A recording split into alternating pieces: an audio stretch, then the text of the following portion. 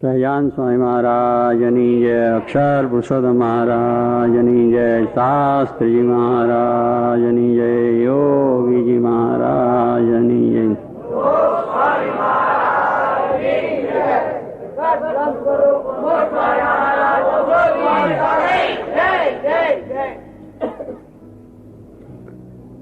કીર્તન આપણે હમણાં સાંભળ્યું કે બધા પ્રસંગો વાંચ્યા, યોગીજી માના પ્રસંગો કયા, કેવા કેવા મુશ્કેલી, કેવા કેવા દુઃખ ભક્તોને આવ્યા છે અને સ્વામીને પણ આવ્યો છે. આપણે સાંભળ્યું એ જ ભાવનું કીર્તન છે કે હરિજન થઈને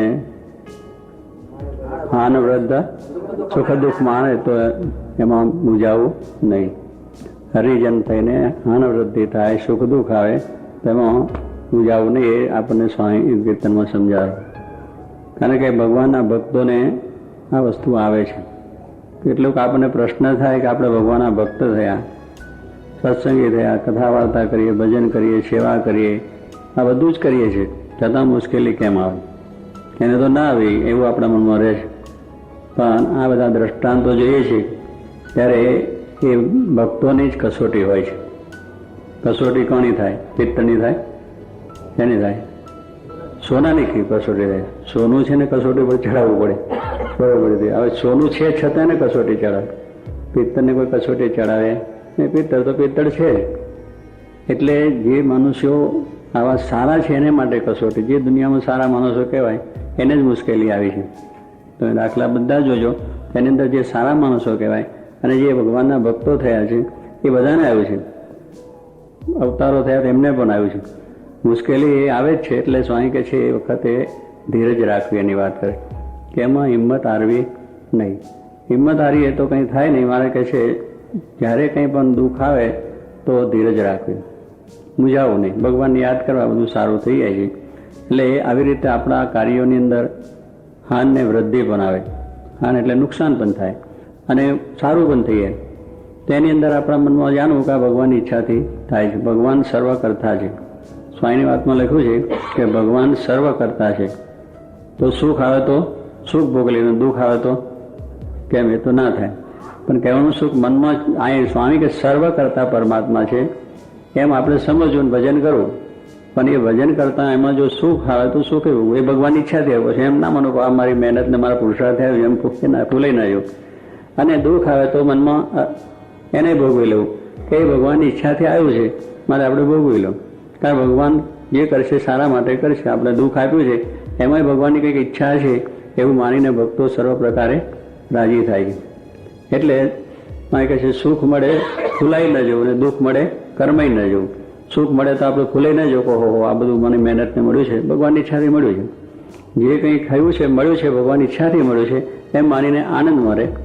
અને દુઃખ આવે તો જાણવું કે ભગવાનની ઈચ્છા થયું, કર્માઈ ન જવું, દુઃખી ન થવું. આ બધું આપણા શાસ્ત્રોની અંદર વાત લખાવે છે. એટલે આપણા અત્યારે આ બધા વ્યવસાયની અંદર, આપણા કામકાજોની અંદર ઘણી ઘણી મુશ્કેલીઓ પણ જો આ એક વાત આપણે સમજી રાખી હોય અને આ બધા ભક્તોના આખ્યાનો સમજી રાખ્યા હોય તો આપણને પણ સુખ ને શાંતિ રહે. કારણ સંસાર ચક્ર એવું છે. એમાં જ્ઞાની, ધ્યાની, ભજની, સામાન્ય કે ગમે તે ડાયો હોય, હોશિયાર હોય કે ગમે તેટલો હોય તો પણ એની મુશ્કેલી આવે છે. અને એ ક્રમની અંદર જે ભગવાનના ભક્તો છે એ ભગવાનનો આશરો છે, ધીરજ રાખીને બળ રાખીને પોતાનું કાર્ય કરે છે. એને વાંધો આવતો નથી. ત્યારે સ્વામી કહે છે જો પાંડવ પ્રભુને પ્યારા. પાંડવો છે એ તો ભગવાનના ભક્ત જ હતા. ભગવાન કૃષ્ણ સિવાય તો રહી શકતા નતા. ભગવાનની સાથે જ હંમેશા, અને ભગવાન જેમ કેમ કરતા હતા. પાંડવોને કૃષ્ણનો જ હંમેશા આદેશ હતો એ પ્રમાણે પોતે જીવન જીવ્યા. છતાં પણ એમને વનવાસ જવું પડ્યું. 14 વર્ષ સુધી વનમાં ભટકી ગયેલો. હવે ભગવાન છે, ભગવાન તો દુઃખ ટાળી નાખે, મિનિટમાં, સેકન્ડમાં ટાળી નાખે. સંકલ્પ કરીને ટળી જાય. આપણે કહીએ ને સંકલ્પ કરીને ટળી જાય, પણ છતાં એમને ભોગવવું પડ્યું.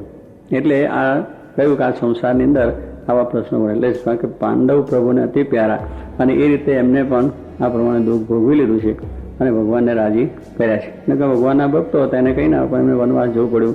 કેટલું બધું ભયંકર મહાભારત યુદ્ધ થવું પડ્યું. એમાં કેટલી મુશ્કેલીઓ વેઠવી પડી. અને એ કહે છે, ભગવાન કહે છે આ ભક્તોની કસોટી છે. હવે વખતે જો આપણી સમજણ રહે, આપણી નિષ્ઠા રહે, આપણી ભક્તિ રહે, ત્યારે જાણવું કે આપણે ભગવાનની પ્રસન્નતા છે.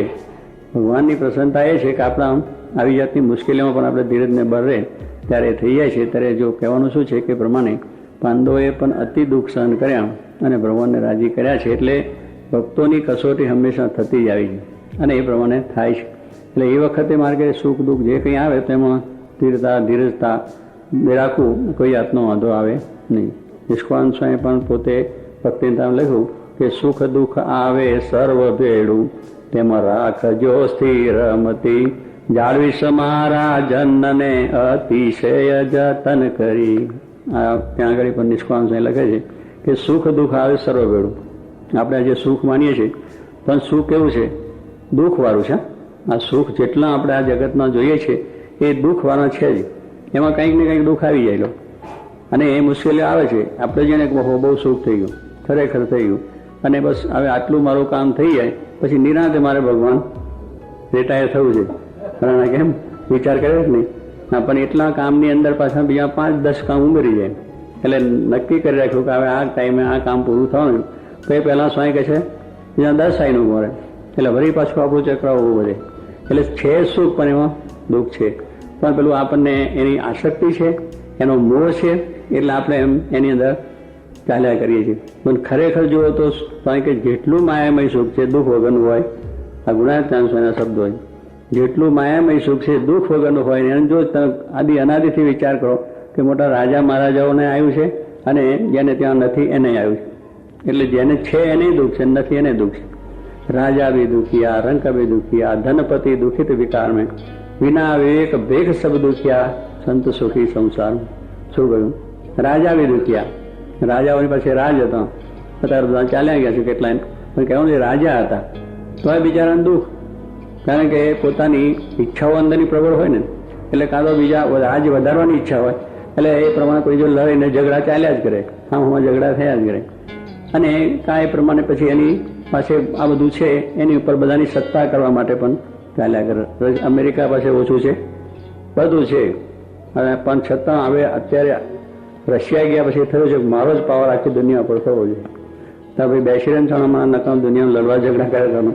પણ આટલું બધું છે, ખાવાનું છે, પીવાનું છે, વ્યવસ્થા છે, બધું છે, કાંઈ દુઃખ કોઈ જાતનું છે નહીં. પણ એના મનમાં એવું રહ્યા કરે છે કે આખી દુનિયા પર મારું વર્ચસ્વ થવું જોઈએ અને એટલા માટે બીજા નામ કરી આવે, પેલા નામ કરી આવે. અને સ્વામી કહે છે પેલા બિલાડીના જેવો ન્યાય, કટકો અને નાખે અન્ન કરે, 2 કટકો મળે પેલા વાંદરે ન્યાય કર્યો ને એવું બધું થયું. એટલે બે ભૂખી રહે બિચારી. એટલે પોતાનો સ્વાર્થ સાજો, બીજાને કે તમારે શસ્ત્રો બનાવવાની ને એ પોતે વેચ્યા કરે. એટલે આવું બધું ચાલે. બીજાને બંધી કરવાની વાત અને પોતાને ઓપન રહેવાની વાત. એટલે આવી બધી વસ્તુ છે કે રાજા બી દુખિયા, કે આવી સત્તાઓને પણ અત્યારે દુઃખ છે. એ રાજાઓ હતા તો રાજાઓનું પણ હતું, કારણ કે લડીને ઝઘડાઓ બધું ચાલ્યા જ કરે, કરાશ માટેની તકરારો હોય જ કરે. પણ એકબીજાનો રાજ હોય, સારી રીતે રહેતા હોય, પછી બીજાના રાજને શું હાનિ કરવી, બીજાને નુકસાન શું કા કરવું, પોતે આનંદથી રહેતો શું વાંધો. એટલે સ્વામી કહે છે આ પ્રમાણે સ્વાભાવિક રીતે દરેકને દુખિયા થાય છે.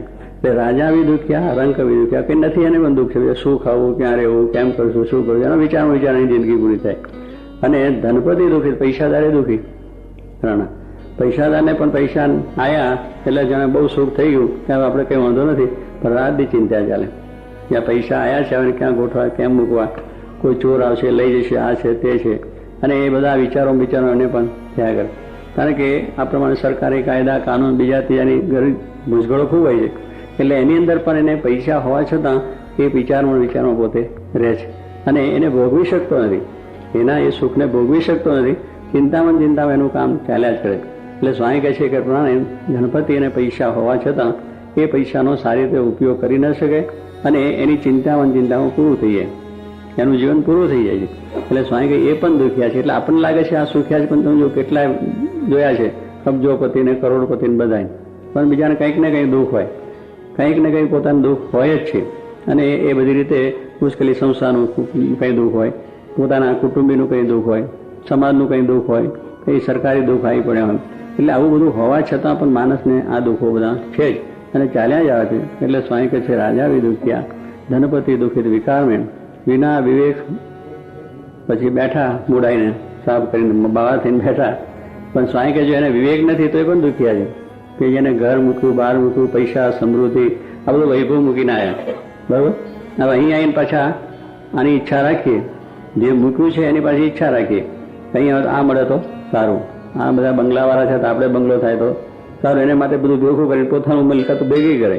તારે સ્વામી કે ઉપાધિ થઈ કે નહીં પાછી ઉપાધિ વર્ગી, પછી એ તારા બંગલા થયા, પછી એની બીજું થયું, ત્રીજું થયું, એમાં બધી વસ્તુ ચાલુ થઈ ગઈ. ત્યારે સ્વામી કહે જો એની અંદરથી પાછો સંસાર ઉભો થઈ જાય. એટલે વિવેક નથી. વિવેક હોય કે જે વસ્તુ મૂકી ગઈ નાશવંત વસ્તુ છે, નાશવંત વસ્તુ સમજીને મૂકી છે, ફરી એની ઈચ્છા શું? જે વસ્તુ નાશવંત છે એની પછી લેવાની વસ્તુ હોય જ નહીં, એની ઈચ્છા પણ ન હોય. સમજ્યા કે જે વસ્તુ દુઃખદાયક છે એ વસ્તુ પાછી ભેગી શું કરવી? એટલે એ સમજણ નથી, વિવેક નથી, એટલે ઈચ્છા નહીં રાખે. જોઈએ છે કે અનેક આની અંદર દુઃખી છે, અનેક દુઃખને પામ્યા છે, એ વસ્તુ માટે દુઃખ પામ્યા છે, પંચ વિષયો કે જે જગતના પદાર્થો છે, બીજું તો પછી આપણે તો મૂક્યું છે તો એની ઈચ્છા ના રાખવી જોઈએ. એનો સંપૂર્ણ રીતે ત્યાગ, પણ એને માટે પ્રયત્ન કરે, પુરુષાર્થ કરે, વાતો કરે, બીજું કરે. અને વાત પેલી છે પોતાનું પાછું ભેગું કરી અને માથું માયા જગત ઊભું કરવાની વાત થાય ત્યારે શું કે એ પણ દુખ્યો. એ આવ્યું પછી એને ક્યાં સાચવું? એને પછી ક્યાં મૂકવું? બેંકમાં મૂકવું, બીજે મૂકવું, કોઈકને ઘરે આપવું તો કોઈક ભરી પાડ્યું. કારણ કે એને તો બધું કંઈ ખબર ન હોય ને, એટલે કોઈક ક્યાં મૂકે? ગ્રસ્તને ત્યાં મૂકે. પછી એ બિચારો બધું એ થઈ જાય તો પાછું દુઃખ, ચિંતા થઈ. બીજું સ્વામી ગુણાશ્વામીએ કહ્યું કે જુનાગઢમાં કે ફલાણા એક સંત છે એને પટારો રાખ્યો પણ કંઈ રાખતા નથી. પટારો છે પણ કંઈ રાખતા નથી. કે પટારો શું રાખ્યો? પટારો રાખવાનું કારણ શું છે? કંઈ વસ્તુ આપણી પાસે છે નહીં. મારા કંઈ 11 લુગણા છે અને આ જે પાઠ પૂજાનું પુસ્તક છે એટલું જ આપણે છે. પછી પટારની જરૂર ખરી? એને લોક મારવાની કઈ જરૂર ખરી? કે રાત્રે કોઈ લઈ જશે, નહીં લઈ જાય? પણ છે નહીં પછી શું? જેની પાસે કંઈ નથી એની પાસે લૂંટાનો ભય છે.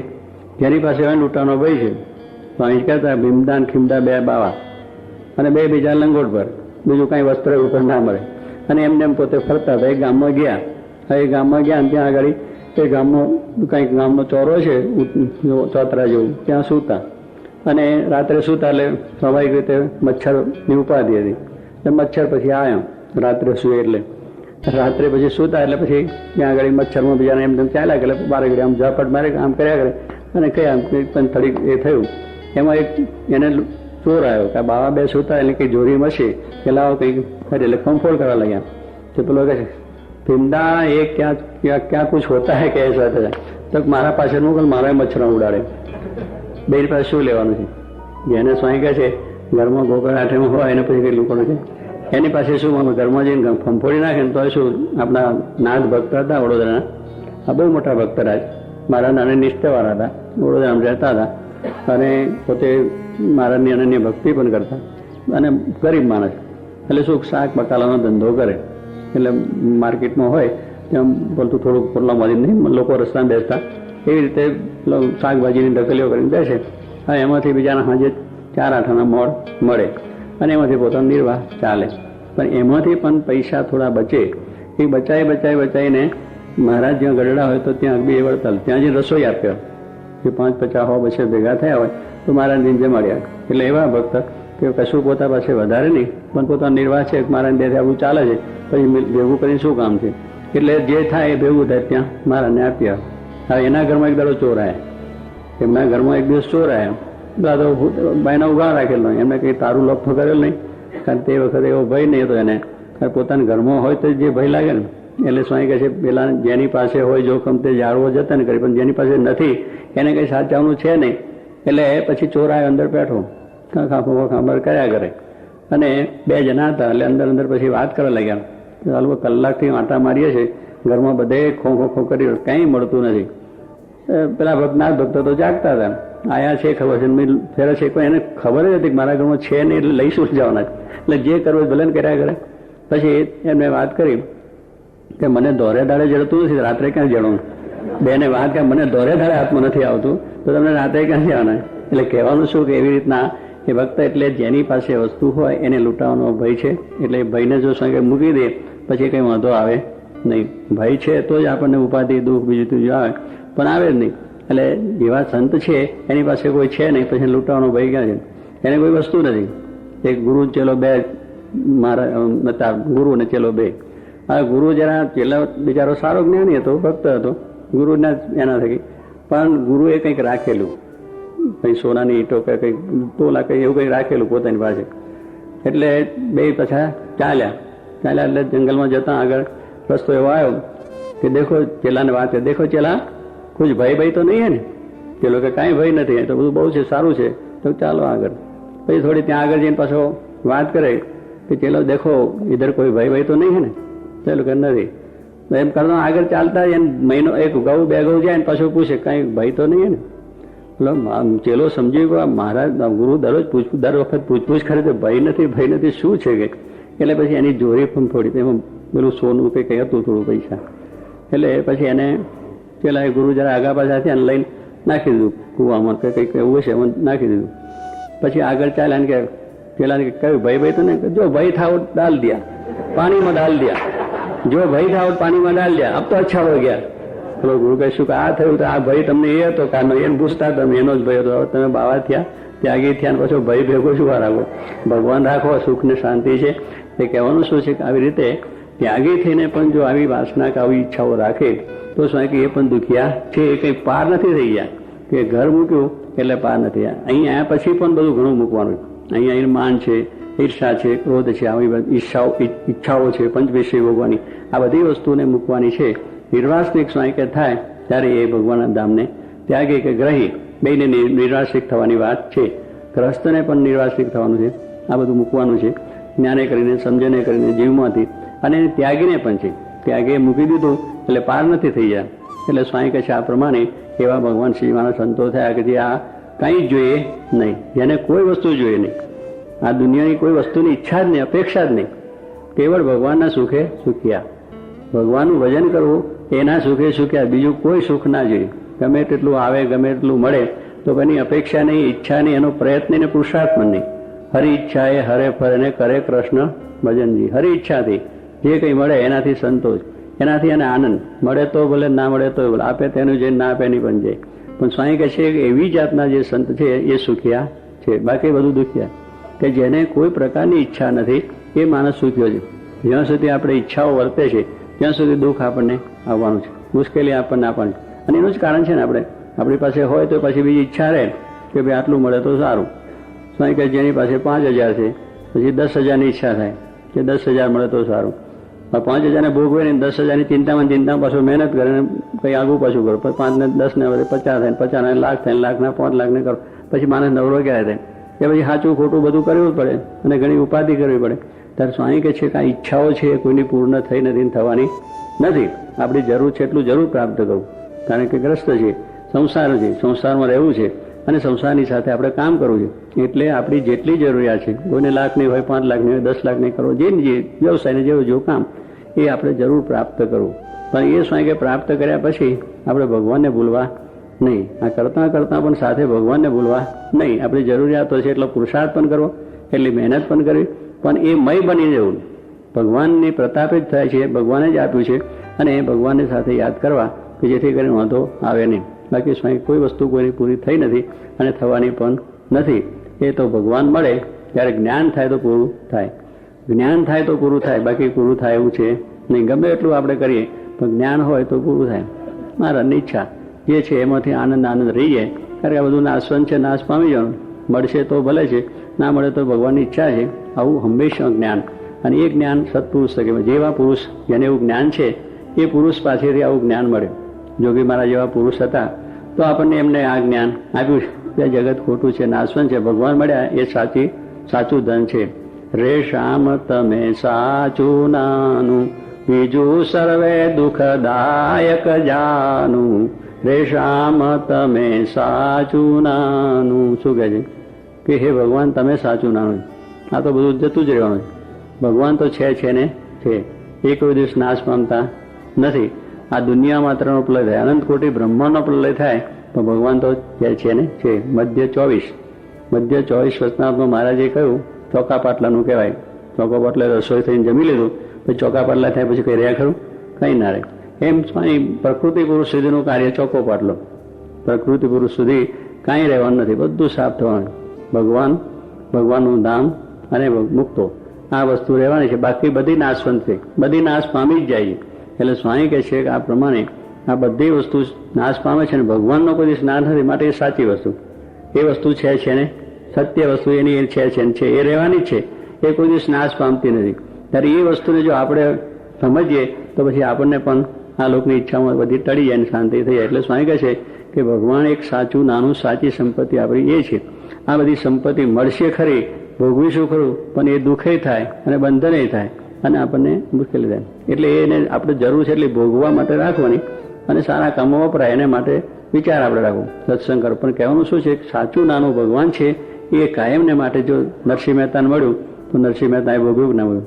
ભગવાન રૂપી સમય પાસે બીજું કંઈ હતું, કંઈ મિલકત નથી, કંઈ ફેક્ટરી નથી, પણ ભગવાન રૂપી એને પોતે ધન રાખ્યું તો પછી એનાથી સુખ્યા થઈ ગયા. આજે નરસિંહ મહેતાને સાંભળીએ, ભજન સાંભળીએ. મીરા છે એને પણ પોતાનું રાજ સંપત્તિ હતી તો મૂકીને એને ભગવાન રાખ્યા, તો એને પણ ભગવાનનું આજે સુખ આવ્યું છે. એના ભજન કીર્તન આપણે સાંભળીએ. આ સંતો 500નો કીર્તન આપણે સાંભળીએ, એમને પણ શું એ કર્યું, એમને પોતે ભગવાન રૂપી સંપત્તિ રાખી, શ્રીજી મહારાજ રૂપી સંપત્તિ. તો આજે બ્રહ્મા અને નિત્ય અને બધા સંતોને આપણે સંભાળીએ છીએ. એનું કારણ શું છે કે એ રીતે કે આ રીતે ભગવાન રૂપી સંપત્તિ એ સાચી છે, આધ્યાત્મિક સંપત્તિ એ સાચી છે. અને એ સંપત્તિને જેટલી સાચવીશું તો એ સંપત્તિને લઈને આપણી આ સંપત્તિ આપણે સુખદાયક થશે. છે દુઃખદાયક પણ સુખદાયક બનશે, કારણ કે ભગવાન રૂપી સંપત્તિને સમજ્યા, ભગવાનનો આશરો કરે એ સાચું છે એમ સમજીને જો આપણે કરીએ તો આ સંપત્તિ ભગવાનને માર્ગે વપરાશે, મહારાજને માર્ગે વપરાય નહીં. સ્વામી કે પોતાનું પૈસા હોય તો સારા કામમાં વાપરવાનો વિચાર થાય, ચાલો ભગવાનના કામો વાપરીએ. આપણા કુટુંબ હોય તો એને પણ કહે ચાલો આ ભગવાનની કઈ સેવા છે, બધા કરવા સેવા માટે જાઓ. આપણું જે વાહન હોય, ગાડીઓ હોય, મોટર હોય કે જે કંઈ હોય, ખેડૂત હોય તો બળદગાડી, ભાઈ ભગવાનના કામમાં આવીએ તો એ બધું સુખદાયક બન્યું ને. સ્વામી કે માયા છે કેવળ દુઃખદાયક છે કે કઈ સુખદાયક ખરી? સીતારામ એટલે સુખદાયક માની પાસે વર્ગી ના પડતો. આ તને આ તો પાછું સાંભળે સીતારામ આ તો સુખદાયક છે માટે પણ એ તો પાછું સમજી રાખવું, પાછું એમાં મનમાં જીવમાં ના પહેવા દેવા, દેહે કરીને ભોગવી લે પણ જીવમાં ભગવાનને સંત છે. એટલે માયા કઈ દુઃખદાયક છે કે સુખદાયક ખરી? ત્યારે મારે કઈ સુખદાયક છે કે ભગવાનને સદના કામમાં આવે તો સુખદાયક છે, અને એના કામમાં જો ના આવે તો બધી દુઃખદાયક છે, એ દુઃખ થવાનું છે. એટલે ભગવાનને સદના કામમાં જેને આવ્યું, દાદા ખાચર બધું કામમાં સુખદાયક થયું નથી. દાદા ખાચરને આખું કુટુંબ પરિવાર, ધન ધામ કુટુંબ ગરાજ બધો મારાને અર્પણ, મારાને અર્થે કામ આવી ગયેલો. કેટલા સભાઓ, કેટલા ઉત્સવો બધું થયું. દાદા ખાચરે બધો ઉત્સવ જે પોતાનું આવક હતી એ મારાને સંતોને અર્થે વાપરતા અને પોતાના કુટુંબ પરિવાર સાથે સેવામાં અખંડ જોડી જાય. ત્યારે એની માયા સુખદાયક થઈ ગઈ. એક બધા ભક્તો થઈ ગયા, એનું નામ આપણે લખી ગયા. એટલે સ્વામી કહે છે ભક્તો છે એને જે બધું ભગવાનના કામમાં હતું એને સુખદાયક, પણ જો ભગવાનના સંતમાં ના આવે તો દુઃખ થઈ જાય. જોગી મહારાજ ભાઈ ઘણા વખત ગમત કરતા, ઈશ્વરદા આપણા છે ને દેસાઈ, એટલે સ્વામી કે ઈશ્વરદા મોટર આજે છે સંતો હરિભક્તો આવે છે કામ. સ્વામી કે જરા સ્ક્રૂ નીકળી ગયો, સ્ક્રૂ. સ્વામી કે સ્ક્રૂ નીકળેલો રહેશે, સંતમાં કામ મને સ્ક્રૂ નીકળેલો રહેશે. એટલે ગમત કરે. કહેવાનું શું કે ઈશ્વરદાને એવી ગમે. એટલે જો ભગવાનના સંતમાં કામમાં આવી છે તો એ બધું સુખદાયક. કામ તો જવાની છે કે આપણી પાસે રહેવા નથી, ભાગી જશે, તૂટી જશે, પણ જેટલો ટાઈમ એમાં કામમાં આવી કોઈ પણ વસ્તુ આપણી કોઈ પણ વસ્તુ જો ભગવાનને સંતને કામમાં આવી તો એ શાસ્ત્રમાં લખાઈ જઈએ. બાકી લાખો આપણે ભોગવીશું તો કે શાસ્ત્ર લખ્યું દ્રૌપદીની ચિત્રી, એક ચિત્રી કામ હોય, તાંદુલ આવી ગયા કહો. અને પેલા જીવન ભગત હતો આપણા જેતલપુરમાં, તો મારાને રોટલો ને ભાજી જ મળ્યો તો એ કામમાં આવ્યું. એક રોટલો ને ભાજીનું કામ થયું, એનું શાસ્ત્રમાં લખાયું. કહેવાનું શું છે એટલે જેને જેને ભગવાનને અર્થે પોતાનો દેહ ઘસી નાખ્યો છે, જેને પોતાનું આ કર્યું છે એ આપણે શાસ્ત્રોમાં લખાયું છે અને એ કામમાં આવવાનું, બાકી કશું કામમાં આવવાનું નથી. અને આપણે પણ અંતે આ બધું મૂકી જવાનું છે. એટલે મહારાજ કહે છે આપણી ખારી સંપત્તિ ભગવાન છે, એ સંપત્તિને સાચવીશું, ભગવાનમાં શ્રદ્ધા રાખી ભગવાનનું ભજન કરીશું. ગમે એટલું સુખ દુઃખ આવે, આમાં તો પાંડવોને બીજા બધાને દુઃખ આવ્યું પણ ભગવાનને મૂક્યા નથી. તે ગમે એવી પરિસ્થિતિની અંદર સ્વામી કે આપણે ભગવાનને રાખીશું, ભગવાન રૂપી સંપત્તિ રાખીશું અને ભગવાનની આજ્ઞા રૂપી ધર્મની સંપત્તિ રાખીશું, આધ્યાત્મિક સંપત્તિને બરોબર આપણે જીવમાં રાખીશું, તો પછી આપણને આ બધી જે સંપત્તિ છે એ પણ સુખદાયક થશે. કારણ કે સ્વામી કહે છે આપણી દીકરા પણ સંપત્તિ છે ને, હવે એને જો આપણે સાચવીએ તો આપણું કામ આગળ ચાલે ના જાય, પણ એ સંપત્તિ ના સાચવે બધું પાછળ ઉલારિયા થઈ જાય. એટલે સ્વામી કે એ બધી સંપત્તિ જેમ સાચવા વિચાર કરી, બાપ દાદાએ મિલકત આપી હોય તો મિલકતને બહુ સાચવીએ, એ પૈસા ટકા વેપાર ધંધો કરી આગળ વધારીએ, એના કરતાં મારું સૌયું થાય, એના કરતાં મારે મકાન સારા, બીજું બધું આપણે એ બધું સાચવા પ્રયત્ન કરીએ છીએ. હવે નાશવંત છે છતાં પ્રયત્ન કરીએ છીએ તો આ તો સાચી સંપત્તિ. ભગવાને આપણને જે વારસામાં સત્સંગ મળ્યો હોય, આપણે કંઈક ધર્મનો વારસો મળ્યો હોય તો એને પણ સાચવો, એને પણ આપણે એને વધારો, ઘરમાં બધા ભક્ત થાય, સત્સંગી થાય, સારા થાય, સંસ્કારી થાય. આ બધી સંપત્તિ છે એ પણ સાચવાની. એટલે આધ્યાત્મિક સંપત્તિ એને કહી છે, ભગવાન રૂપી સંપત્તિ છે, એની પણ એટલી જ આવશ્યકતા જરૂર છે. પણ માણસ ભૂલી જાય, પેલી સંપત્તિ માટે, ખોટી સંપત્તિ માટે પ્રયત્ન કરવાની છે, ના નથી કહ્યું, પણ એને પાછળ આપણું આ બધું ભૂલી નહીં જવું. આ સંપત્તિનો પેલી આ જે લૌકિક સંપત્તિનો આધાર પણ છે ભગવાન, એ સંપત્તિનો આધાર પરમાત્મા છે, અને પરમાત્માને રાખીએ તો આ સંપત્તિ આપણે સુખદાયક થાય. એ તો બેઝ જો ચાલી રહ્યું તો કડરવું બિલ્ડિંગ હેઠવું પડે ને આપણે. અહીંયા બધા બિલ્ડિંગો કરો છો એટલે ફાઉન્ડેશન કેવું કરો? મજબૂત એકદમ, કે તૂટે નહીં, ગમે એટલું વાવાઝોડું અને ગમે એટલું એ થાય તો ધરતીકંપ થાય તો પડે નહીં, એવી રીતનું આખું બિલ્ડિંગનો આખું પાયો કરીએ છીએ. તો સ્વાય કે એટલું જો એની અંદર હોય તો કોઈ વાંધો આવે ને, પછી હુઈ રહ્યો ને અંદર, અને ગમે એટલું વાવાઝોડું અને ધરતીકંપ થાય તો કોઈ આપણને વાંધો આવે ને, કાંઈ મજબૂત પાયો છે, આપણે સમજ્યા જ. એમ આપણો જે ધર્મરૂપી પાયો મજબૂત હશે, ભગવાનરૂપી પાયો મજબૂત છે, પછી આ દુનિયાના ગમે એટલા વાવાઝોડા આવે ને તો આપણને અસર થવાનું નથી. આપણે મહારાજ કે જીવતા લાખના મૂળે 100 લાખના, ભગવાન આપણી સાથે છે, ભગવાનના ધામમાં છે. તો આપણે આ એક વિચાર છે કે આપણે દુનિયાની અંદર ગમે એટલું થાય પણ ભગવાનરૂપી સંપત્તિ એટલે ભગવાનનો આશરો, ભગવાનનું ભજન કીર્તન, ગમે તેવી મુશ્કેલી, ગમે તેટલું સારા સુખમાં કે દુઃખમાં પણ ભગવાનનું ભજન અખંડ કરવું અને એનાથી સર્વ પ્રકાર સુખ્યા થવું.